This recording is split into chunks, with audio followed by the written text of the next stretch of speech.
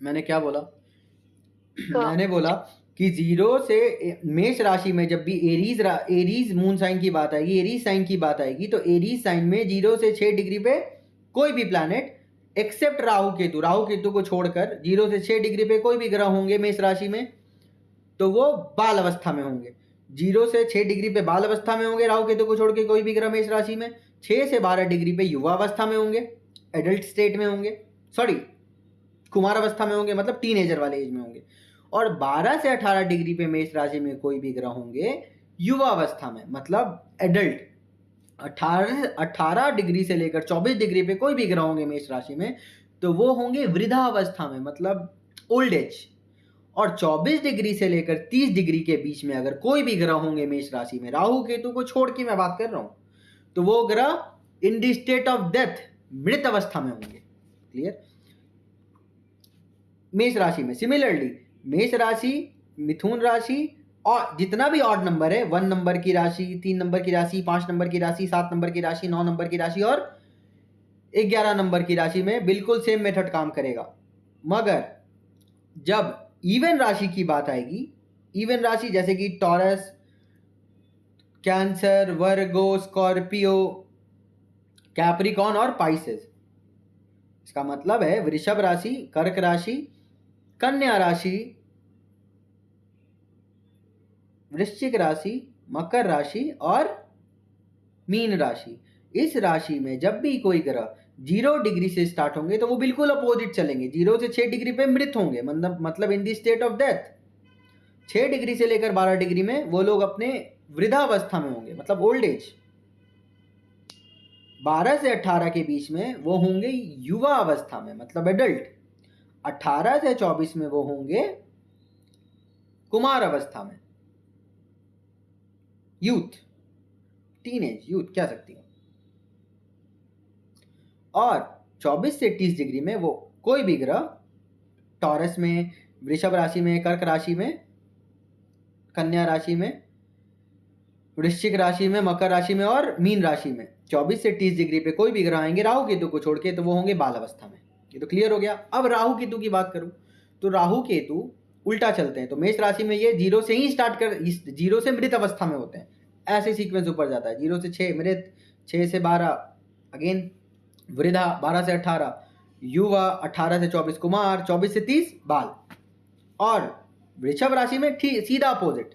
Clear हो गया? मतलब ऑड राशि में राहु केतु अपोजिट होते हैं, 0 डिग्री से स्टार्ट होकर 6 डिग्री तक मृत होते हैं, लेकिन इवन राशि में राहु केतु 0 डिग्री से बाल अवस्था में होते हैं। क्लियर?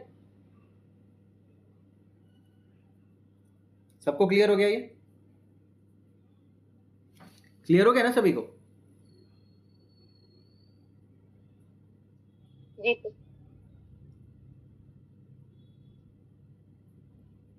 अब ये तो हो गया क्लियर।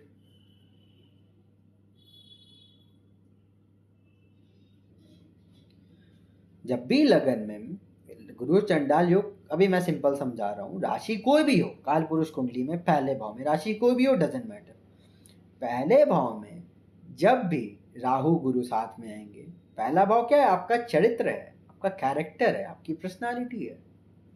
तो अब राहु चाहते हैं कि मैं डोमिनेट करूं, राहु को डोमिनेट होना नहीं पसंद है।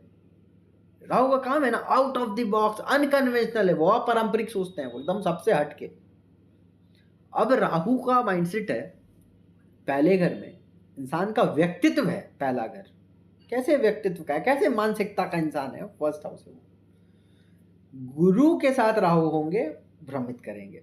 तो इंसान को कभी भी राहु को बल नहीं देना है। अगर लगन में राहु हो, भले राहु उच्च के ही क्यों नहीं हो, अपने बहुत मजबूत अवस्था में ही क्यों नहीं हो, राहु को ज्यादा बल नहीं देना है।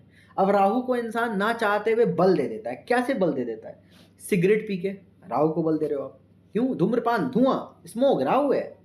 स्मोक का मतलब ही है भ्रम। आप अपने रूम में भी एक सिगरेट पी के धुआं छोड़ दो,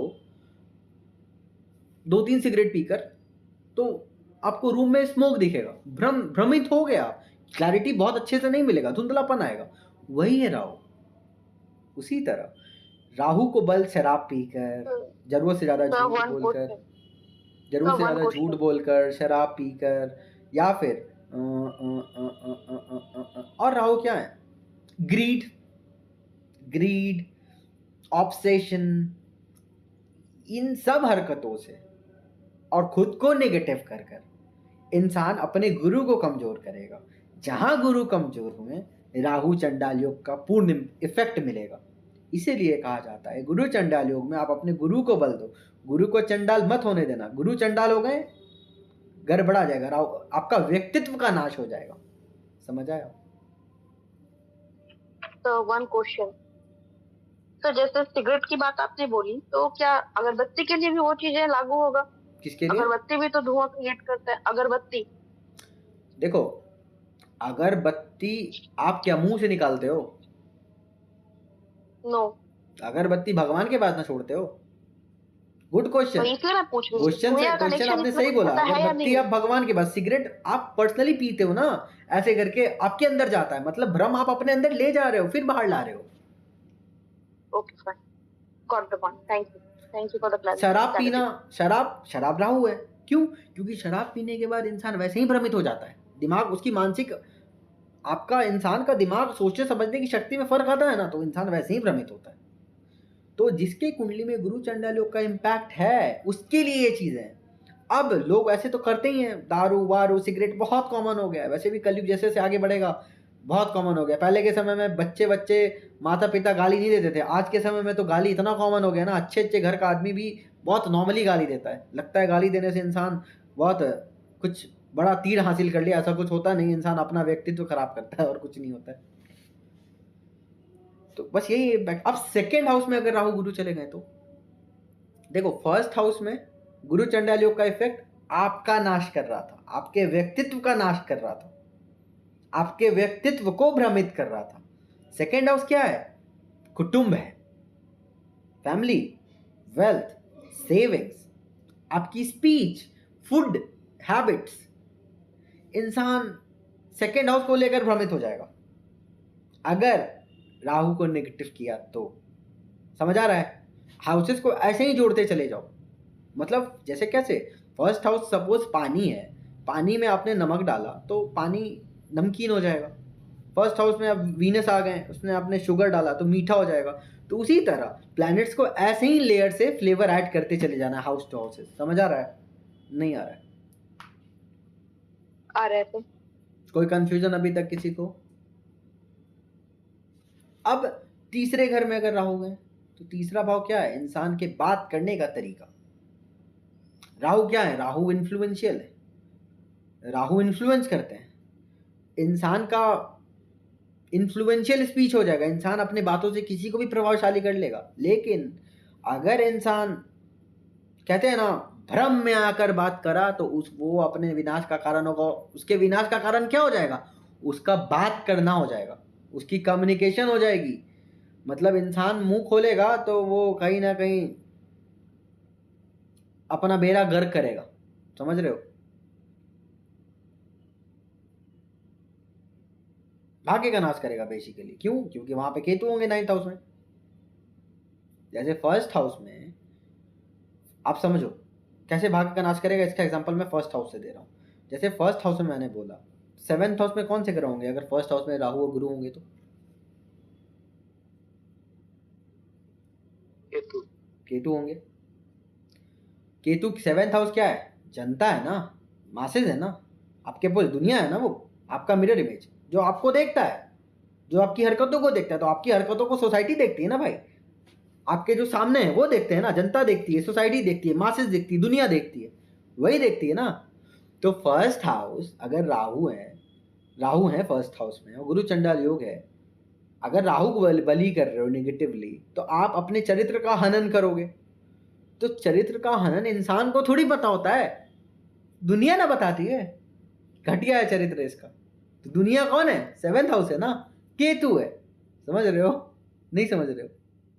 उसी तरह थर्ड हाउस में जब राहु गुरु होंगे तो 9th हाउस में केतु होंगे। तो इंसान अपने बोली के वजह से कहीं ना कहीं अपने भाग्य का नाश करेगा। उसके कहना है ना कि अब सपोज मेरा कोई काम करवाना है, मुझे कोई काम करना है और मैंने किसी आज रैंडम इंसान से मैं मिला, मेरे बात करने का तौर तरीका ना डिसाइड करेगा कि सामने वाला के कितना इम्पैक्टफुल होता है, उसको मेरी बातों से कितना इन्फ्लुएंस होता है, कितना कनेक्ट होता है वो मेरे से, जबकि आज वो पहली बार मिला है। तभी तो मैं मदद की उम्मीद भी कर सकता हूँ कि मैं अभी अपनी अभी करंट स्थिति से, सिचुएशन से मैं बाहर आ पाऊँ, या फिर मेरा भाग्य का साथ मिल पाए, या फिर कोई मुझे बाहर से भले निकाल दे, कैसे भी निकाल दे। मेरी माइंडसेट ये रहती है। लेकिन अगर मैं अपनी बातों से सामने वाले को उल्टा और हरका दूँ, तो मेरा भाग्य ऑलरेडी डिस्टर्ब था, तो और डिस्टर्ब ही ना जाएगा। समझ रहे हो?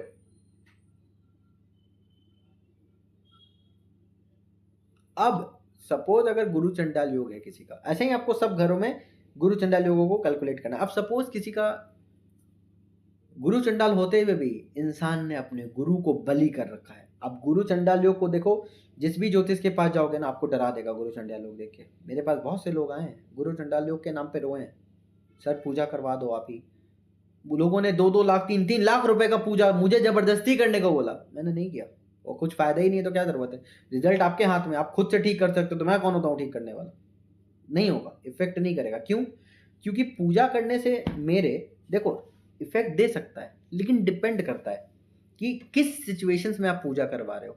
आप गुरु चंडाल योग में पहला कहते हैं ना कि फॉर्मूला, अब अगर आप दाल बना रहे हो या फिर अगर आप चावल ही बना रहे हो, तो आपको सबसे पहले पानी को उबालना पड़ेगा, फिर चावल डालना पड़ेगा, तभी ना चावल बनेगा। ऐसे ही चावल डाल के गैस का फ्लेम ऑन कर दोगे, चावल तो वैसे ही नहीं बनने वाला है।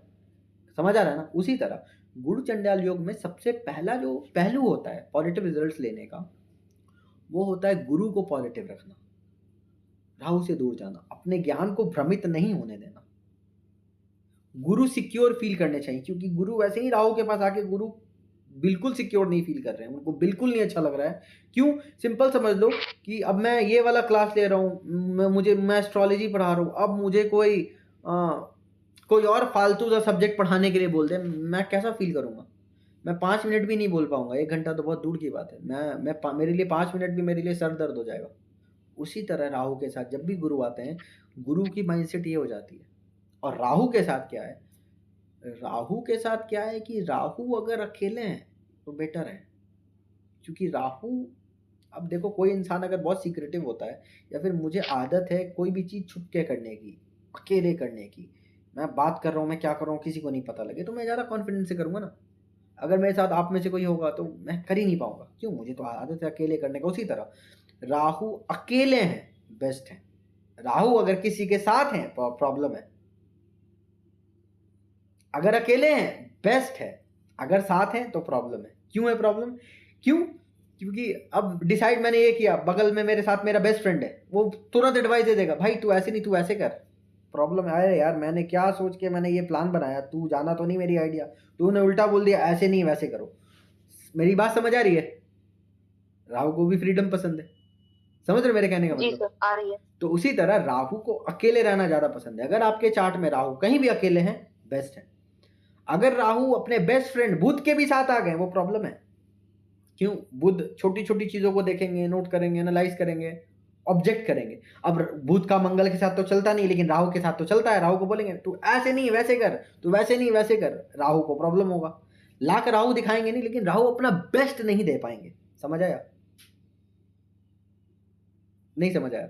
So what is the remedy क्या रेमेडी? कोई रेमेडी नहीं है, वो आपको भोगना है, भोगो। in the Buddha and Rahu? कोई रेमेडी नहीं है, So भोगना only है, your भोगो। intellectual level is going to help you out. In any situation, just we have to be very careful about the Rahu aspect and the Mercury aspect. That when the calculation is going on very hard or very deeply, at that moment we need to get stopped for a moment and just cut Rahu, out from the momentum. Rahu और बुध, देखो, अब depend करता है कि ये कौन से राशि में है। अभी तो राहु बुध की बात हो रही है ना। मैंने क्या बोला, फर्स्ट हाउस अगर पानी सपोज Correct. करो, तो अलग अलग प्लैनेट्स, अलग अलग राशि का वहां पे साइन, वो फ्लेवर ऐड करता चला जाएगा। उसी तरह राहु किस राशि में है, वो फ्लेवर ऐड ऑन करेगा। उसके डिस्पोजिटर कहाँ है, वो ऐड ऑन करेगा। इतना इजी भी एस्ट्रोलॉजी तुरंत ऐसे नहीं समझोगे, ऐसे हौच पौच हो जाएगा। जिस जैसे समझा रहा हूँ वैसे Correct, समझो। sir. राहु अकेले बेटर है, किसी और के साथ फिर रिजल्ट डिफर कर जाएगा, बहुत डिफर कर जाएगा। समझे? समझ आ रही है? एक सेकंड रुको।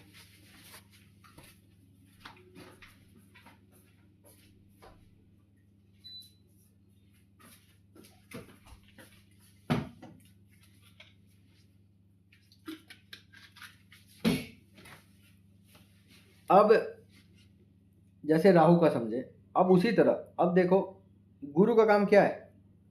राहु गुरु की चर्चा में राहु का काम क्या है, गुरु चंडाल योग आ रहा है ना।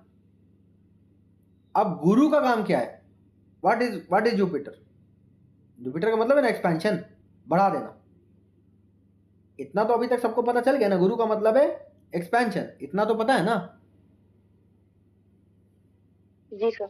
तो आप एक बात बताओ, अगर गुरु राहु के साथ हैं तो एक्सपेंशन किस चीज का हो रहा है।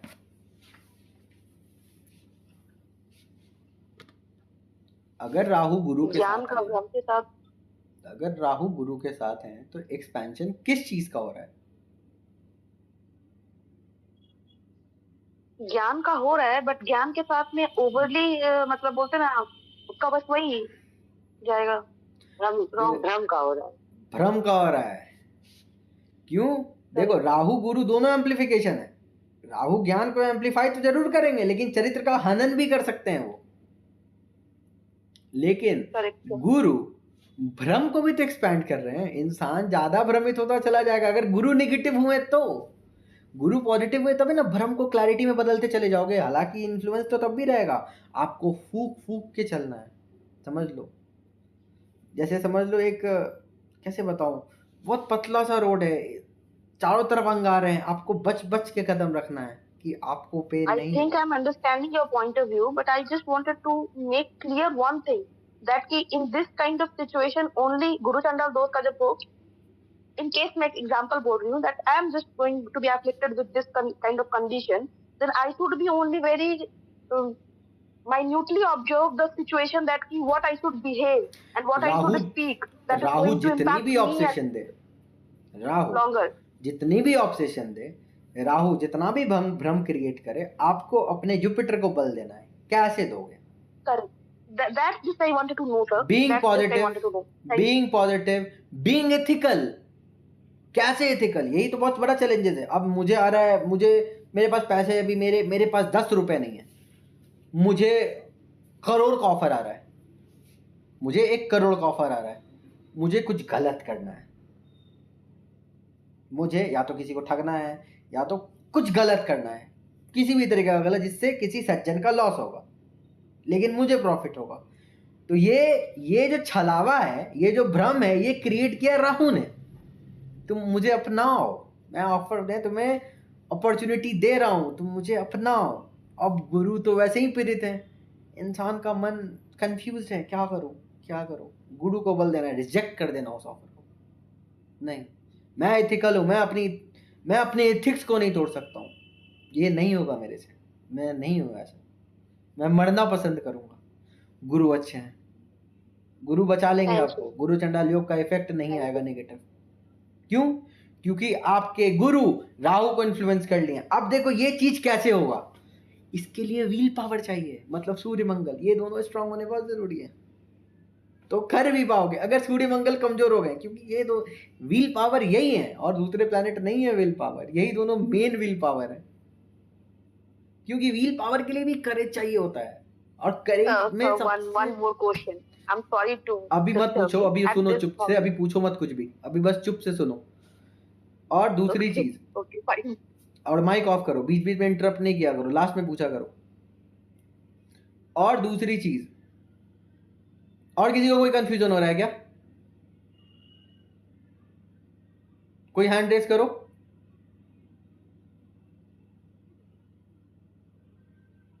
किसी को नहीं हो रहा है, कभी भी पूछना हो नोट करके रखो, जब मेरा बोलना बंद हो जाए तब पूछा करो, ये मैनर सही नहीं है।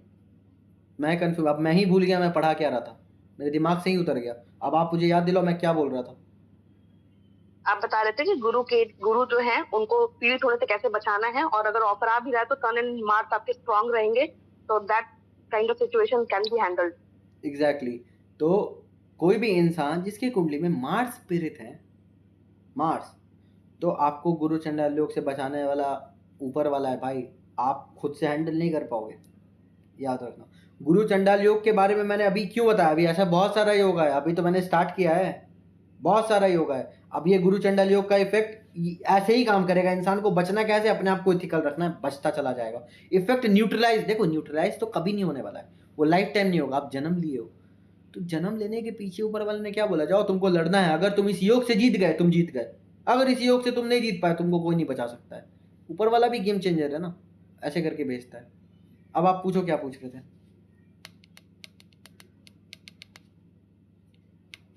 So you asking to me? हाँ हाँ, आपसे पूछ रहा हूँ, आप क्या पूछ रहे थे। Yeah, yeah. मैं नोट्स नहीं सिर्फ ना ये रखता हूँ, बोल मैं रही अपने थी मन कि से बताता हूँ, कंफ्यूज हो जाता हूँ, फिर मैं खुद ही भूल जाऊंगा। Sorry sorry to you and sorry to everyone. बस मुझे लगा कि शायद सबके लिए भी ये इम्पोर्टेंट होगा, इसलिए मैंने ये क्वेश्चन करा। जैसे कि आपने बोला कि सूर्य और मंगल हमारे अगर पीड़ित नहीं हो, अगर वो अच्छे पोजीशन में होते हैं, बली होते हैं, तो ठीक है, वो that situation can be handled. But अगर वो पीड़ित है तो क्या भक्ति मार्ग पे जा करके to just get devoted, devotion और काइंड ऑफ बोलते ना कि समर्पण भाव से अगर आप कर रहे होते हैं, तो this could be saved, this kind of situation. अब मुझे एक चीज का बात बताओ आप, मैंने ये जो आप मेरे से क्वेश्चन कर रहे हो इसका आंसर मैंने अभी दे दिया। कैसे दिया? अगर if You have given anyone, it. If a person is ethical with their work, with their mindset, समझ रहे हो, तो अगर वो इंसान एथिकल Yeah. है मतलब वो धार्मिक है, तभी तो एथिकल है। धर्म का Yeah, sir, मतलब पूजा नहीं definitely होता it है, is. But धर्म का मतलब sometimes होता है when ऊपर वाले situations को are very, मानना, कर्म को मानना, yeah, कर्म ही I धर्म know, है। sir. I know, sir. I completely know and agreeing to it. But I'm just asking one very simple question, that there are certain conditions got in front of you come suddenly, that at that moment you don't even know that ki you should be stopping yourself. Remaining silence is also going to harm someone. Then at that situation, what you should do? बिल्कुल। अब देखो, अब मेरी बात सुनो, देखो astrology मैं पढ़ा रहा हूँ, मैं हिंदू हूँ, आप सभी हिंदू हो, Yes, sir.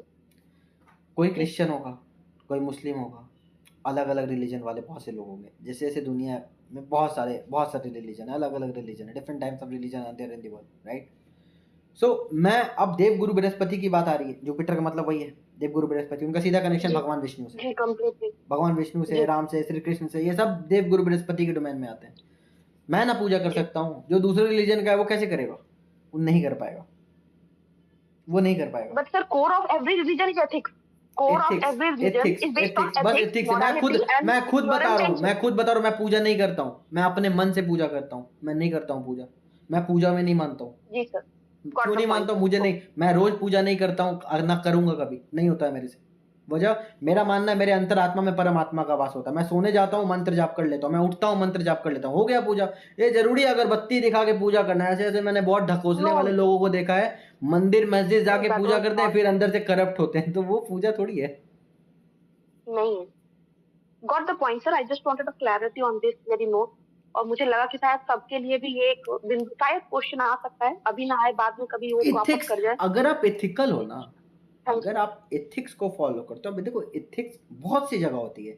अब ethics being a man, ethics होती है ना एक व्यूज में होती है कि आप किसी को किस नज़र से देख रहे हो, ये भी एथिक्स हो गया। अगर मैं काम कर रहा हूँ तो मैं अपने काम में लालची हूँ, ग्रीडी हूँ, क्या हूँ, वो भी एथिक्स हो गया। अगर देखो आप समझो, गुरु चंडाली होगे तो आप तो नाश होगे, लेकिन इंसान के लाइफ में अगर एथिक्स नहीं होता है तो एक सर्टेन टाइम फ्रेम के बाद आपको रिजल्ट तो वैसे भी मिलता है। जब जब दशा प्रति अंतरदशा आता है, तब तब आप सजा प्राप्त करते हो, समझ लो, मिलता ही है सजा, चाहे किसी भी चीज का मिले। सजा आता कहाँ से? आप ही के कर्मों से आता है ना। अब जैसे सपोज साढ़े साथी की बात कर लूं, तो जब भी साढ़े साथी आती है तो इंसान को सजा देती है जिसने गलती किया है, जिसने नहीं किया उसको आगे बढ़ाती है, सिंपल, समझ रहे हो। और किसी किसी को लेसन देती है कि तुम्हें लूज नहीं करना है, ये जो रेस चल रही है, you have to win in this battle, समझ रहे हो। एथिक्स को जी फॉलो करना है धार्मिक रहकर। अब धार्मिक का मतलब ये नहीं भगवान की पूजा करो, सच की पूजा करो। अब देखो दूसरा चीज, अब जैसे आपने बोला कि, अब देखो गुरु चंडाल योग का मतलब क्या है, आप जो ज्ञान दुनिया को देते हो ना, वो ज्ञान खुद माना करो, सबसे पहला चीज, ये गुरु चंडाल योग का सर. रेमेडी है। अब जैसे आपने बोला, अगर किसी सज्जन के साथ छल हो रहा है, वहां चुप्पी रहना, मौन रहना। अब देखो ये मंगल का काम है, ये प्रोटेक्शन की बात आ गई, ये प्रोटेक्शन की बात आ गई। अब ये आपका क्वेश्चन का आंसर यहां मिल जाएगा। अब मंगल और राहु में, जी जी. अब मंगल और राहु में अगर रिजल्ट आ जाएगा, मंगल राहु में, अब देखो अब वही लगन में, लगन वही है।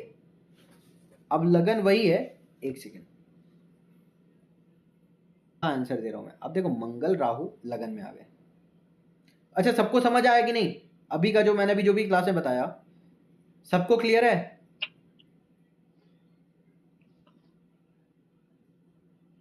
यस। किसी को कोई कंफ्यूजन है? अब समझो, अब आपने जो क्वेश्चन पूछा था कि अगर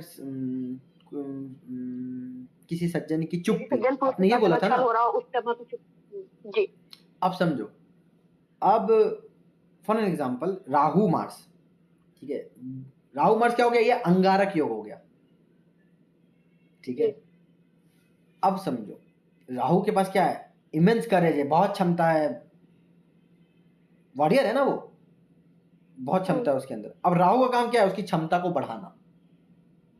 अब दो, इसका रिजल्ट दो तरीका। अंगारक योग का मतलब है पहला कि इंसान,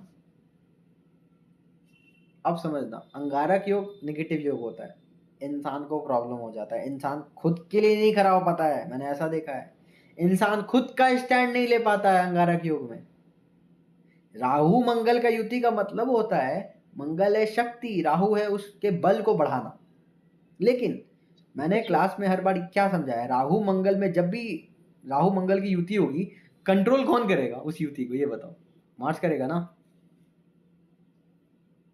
मैंने बहुत से लोगों की कुंडली मार्स देखी, करेगा तो अच्छा ही रहेगा। मार्स कंट्रोल करेगा। अब यहाँ पे क्या करना है? लगन में मार्स, पर्सनैलिटी है मार्स, मतलब इंसान। फर्स्ट हाउस का मतलब क्या है?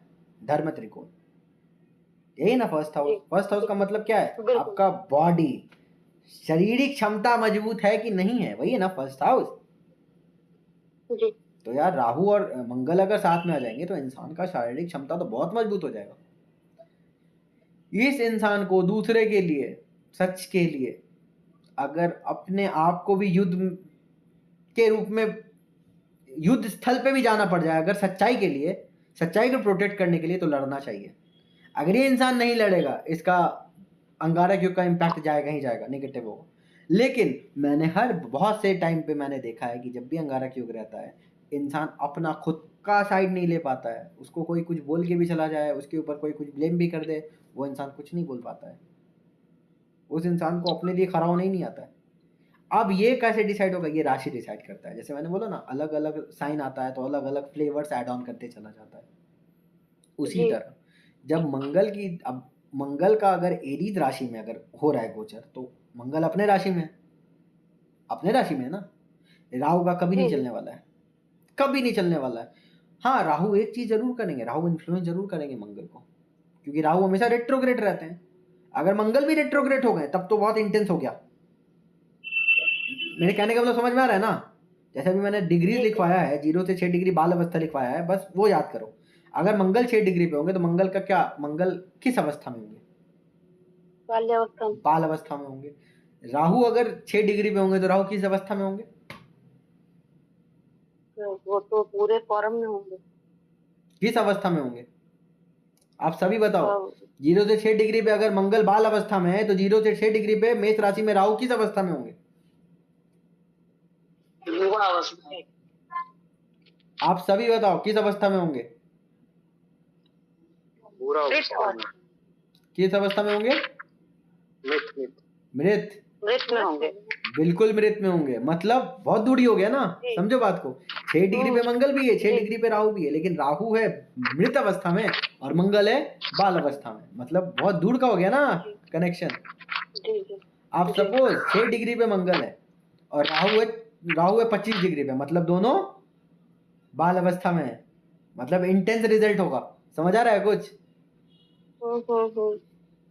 अब अगर ऐसा कॉम्बिनेशन हुआ कि राहु 24-25 डिग्री पे हैं, मंगल 6 डिग्री पे, मतलब दोनों के दोनों बाल अवस्था में, राहु पक्का मंगल को इन्फ्लुएंस करेंगे और अंगारक योग का इम्पैक्ट, इफेक्ट बहुत इंटेंस होगा। इंसान छोटी सी बात पे इंसान कत्ल तक कर देगा, इतना इंटेंस अंगार। क्यों? मंगल एग्रेशन है ना, एग्रेशन, गुस्सा है। राहु क्या है? राहु उस गुस्से को बढ़ा रहा है। मतलब अब नमक कम है तो इसने पूरे खाने के प्लेट को ही फेंक दिया। नमक कोई कम डालता है क्या? समझो बात को, समझ रहे हो? बहुत छोटी सी बात जी है, सर। नमक कम है, नमक डाल लो, मंगवा लो, टेस्ट इनहांस हो जाएगा अपने आप। उसने थाली उठा के, प्लेट उठा के खाना का फेंक दिया। ये अंगारा के का इम्पैक्ट है। क्यों? गुस्से को कैसे कंट्रोल करना है, बैलेंस करना है, इंसान नहीं समझ पा रहा है, क्योंकि राहु का दूर दूर तक बैलेंस से संबंध है नहीं ना है। नहीं है। बढ़ाना बढ़ाना, इतना बढ़ा दो कितना, कोई फर्क नहीं पड़ता है। अब राहु को अगर पैसा कमाने के लिए बोला जाए तो वो इंसान 1 लाख 10 लाख 1 करोड़ 10 करोड़ 100 करोड़ नहीं सोचता है। वो अबे मेरे पास जितना पैसा हो ना दुनिया में उतना किसी के पास हो ही नहीं, मैं ही सबसे ऊपर हूं दुनिया में, मेरे 750 करोड़ पॉपुलेशन है दुनिया की, मेरा नंबर जो होना चाहिए वो सबसे ऊपर होना चाहिए। राहु ये, अब ये पॉसिबल है नहीं ना है। नहीं। यही है राहु। तो गुस्सा भी अगर आएगा तो नेक्स्ट लेवल पे, छोटी बातों पे गुस्सा हो जाना, तुरंत हाइपर हो जाना, ऐसे इंसान को बीपी बहुत जल्दी होता है, बहुत जल्दी होता है बीपी। अगर अगर चंद्र इन्फ्लुएंस हो गए इससे कहीं से भी, अगर चंद्र का संबंध कहीं से भी आ गया, या फिर मंगल अगर कहीं से भी नेगेटिव गए और चंद्र का संबंध आ गया, तब इंसान को ब्लड प्रेशर से रिलेटेड प्रॉब्लम आएगा। क्यों आता है ब्लड प्रेशर? एग्रेशन की वजह से आता है ना बीपी। अगर हाई एग्रेशन है हाई बीपी, अगर लो एग्रेशन है या फिर गुस्सा ही नहीं आता है तो इंसान घबराहट में बीपी लो हो जाता है इसका।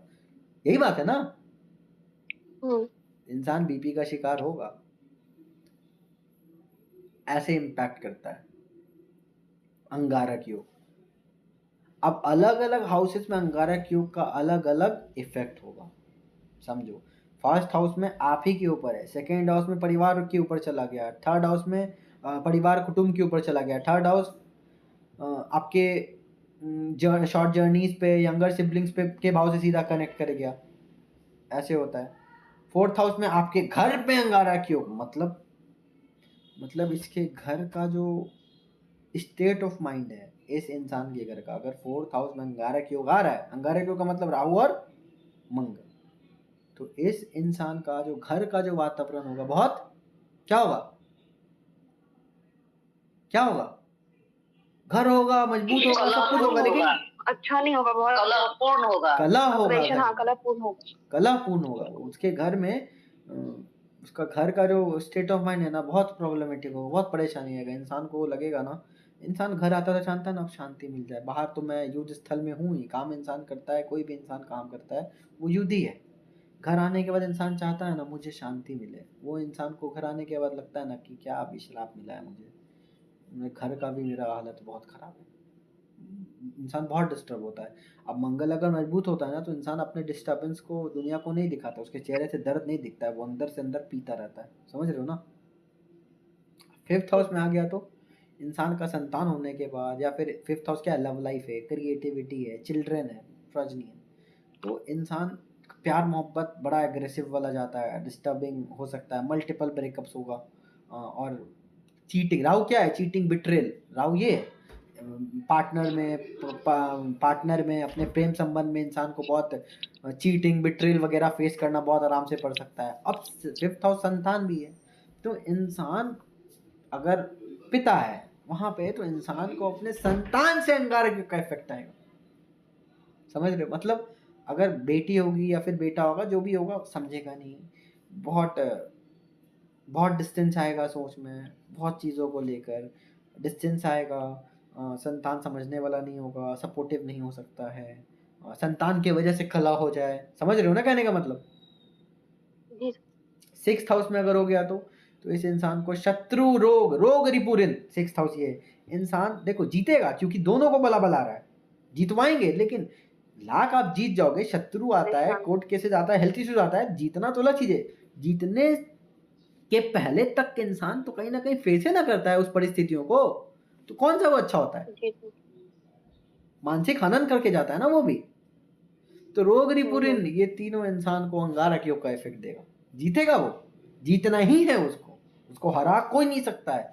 लेकिन उस वही इंसान है जो ये सब कुछ फेस करके जीत जाएगा। कोई और तो सुसाइड अटेम्प्ट कर लेता, नहीं, I can take it anymore, मैं मरने जा रहा हूँ। लेकिन चूंकि ये मंगल है, इसी वजह से ये इंसान लाख इतनी परिस्थितियां आएगा, mental highs and lows face करेगा, लेकिन जीतेगा। लेकिन आप खुद सोचो, रोग चारों तरफ से रोग आ रहा है, चारों तरफ से हेल्थ इश्यूज आ रहा है, या फिर शत्रुज आ रहा है, एनिमिटीज आ रहा है, कॉन्फ्लिक्ट आ रहा है और डेप्थ आ रहा है, तो परेशानी है ना। डेप्थ लेता है इंसान, ले तो लेता है। अगर आपका सैलरी, अगर इनकम रुक जाए या फिर कुछ रुक जाए, तो डेप्थ को चुकाने में, कर्ज को चुकाने में कितना प्रॉब्लम आती है, फील करके देखो, बहुत आती है। इंसान हिल जाता है। क्यों हिलता है? अब नोटिस करो, ये तीनों चीज सबसे ज्यादा इम्पैक्ट करता है रातों की नींद को, क्योंकि 12th हाउस में केतु होते हैं, समझो।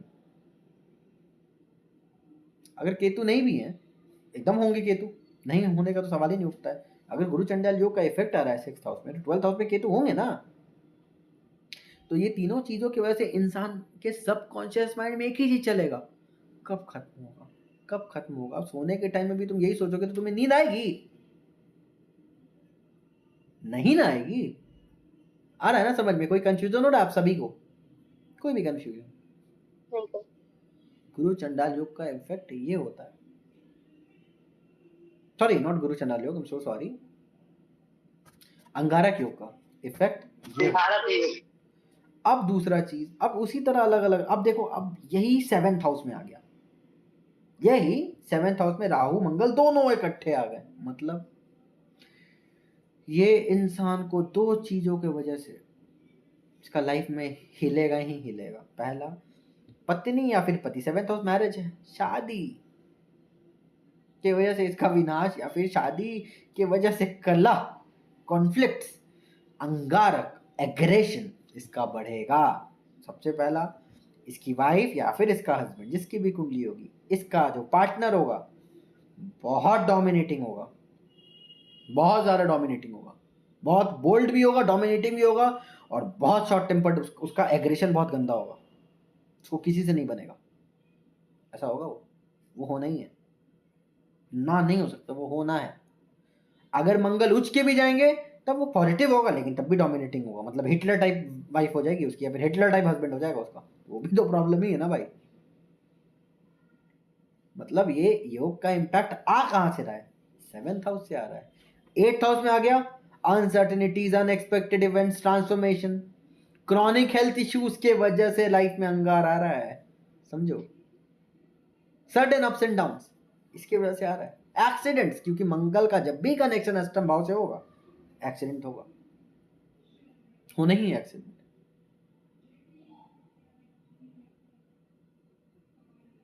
समझ रहे हो? 9th हाउस, गुरु, फादर, रिलीजन। मैं हिंदू हूं, राहु आ गए 9th हाउस में, अगर मेलेफिक योग होगा, मुझे मुस्लिम के तरफ, मुझे इस्लाम के तरफ बड़ा क्रेविंग है, समझो बात को। क्यों? राहु इंटर रिलीजन है ना। मैं हिंदू हूं तो राहु मुस्लिम है, राहु मुस्लिम, अगर राहु हिंदू है, अगर राहु हिंदू है, सॉरी, अगर इंसान हिंदू है तो राहु मुस्लिम है, अगर इंसान मुस्लिम है तो राहु हिंदू है। राहु ये है, बिल्कुल अपोजिट। तो 9th हाउस, अब मंगल भी अगर साथ में होंगे तो क्या होगा? इंसान को दूसरे धर्म की तरफ तो रुचि होगा, लेकिन इंसान को गुरु चूज करने में भी प्रॉब्लम हो, इंसान को रिलीजन को लेकर थोड़ा डिलेमा हो सकता है। बट हाँ, अब चूंकि ये 9th हाउस है, तो अंगारक योग का अब मैटर ये करता है कि अंगारक योग में करना क्या है, चाहे किसी भी हाउसेज में जाए। अंगारक योग का इफेक्ट से बचने के लिए आप लोग, चाहे आपकी कुंडली देखो, चाहे किसी की भी कुंडली देखो, चाहे अपने परिवार में किसी की देख लो, वैसे भी देखो, क्लास जब से स्टार्ट की हो तो आप लोग अपने पूरे फैमिली में किसी न किसी की कुंडली देखना स्टार्ट किया करो। अगर कोई ऑलरेडी यहाँ पे टैरो रीडर वीडर है या फिर कोई एस्ट्रोलॉजी से जुड़ा हुआ है तो कोई दिक्कत नहीं, तो आपके पास ऑप्शन है। लेकिन जिसके पास नहीं है, अपने फैमिली में, अपने हस्बैंड की, अपने बच्चों की, अपनी माँ की, अपने बाप की, अपने परिजनों की, फैमिली मेम्बर्स की कुंडली देखा करो। रेमेडी क्या है? तो इंसान को तो यही कह देना कि अब पहले ये देखो कि राहु में मंगल में, चाहे राहु कितना भी स्ट्रांग हो, बस ये देखो कि मंगल नेगेटिव तो नहीं ना है। अगर मंगल नेगेटिव हो गया तब तो रिजल्ट और नेगेटिव चला जाएगा, समझो बात को। अगर मंगल पॉजिटिव है तब बचा सकते हो, याद है ना, मैंने स्टार्टिंग में ये बोला था ना, अगर मंगल नेगेटिव है तो मंगल अपने लपेटे में बहुत से प्लैनेट्स को नेगेटिव कर देंगे। क्योंकि अगर मंगल ही कमजोर हो गया तो सूर्य का तो कमजोर होना कंफर्म है। मानते हो ना ये चीज? मैंने लास्ट टाइम भी बोला था, जी सर। मार्स सेनापति है, मार्स वॉरियर है, लेकिन अब सूर्य के किंगडम का ना वॉरियर है। अब मार्स ही अगर कमजोर हो गया तो सूर्य को अपने किंगडम में विक्ट्री कहां से आएगी? नहीं आ सकते, it's next to impossible, right? अच्छा, अभी जैसे भी मैं समझा रहा हूँ सबको समझ आ रही है ना क्लियरली?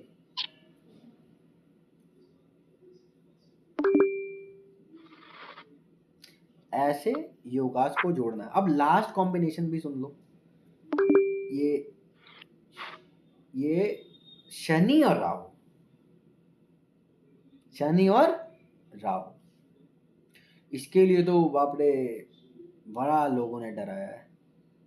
यहाँ तक कि अपने एस्ट्रोलॉजी के बुक में भी बीपीएचएस में ही लिखा हुआ है शापित योग। जब भी शनि और राहु साथ में इकट्ठे आएंगे वो शापित योग हो जाएगा, सॉरी पिशाच योग हो जाएगा। बीपीएचएस में लिखा हुआ है, नॉर्मल सा बात है, पिशाच योग कैसे हो जाएगा? तो शनि क्या है ये बताओ, शनि क्या है?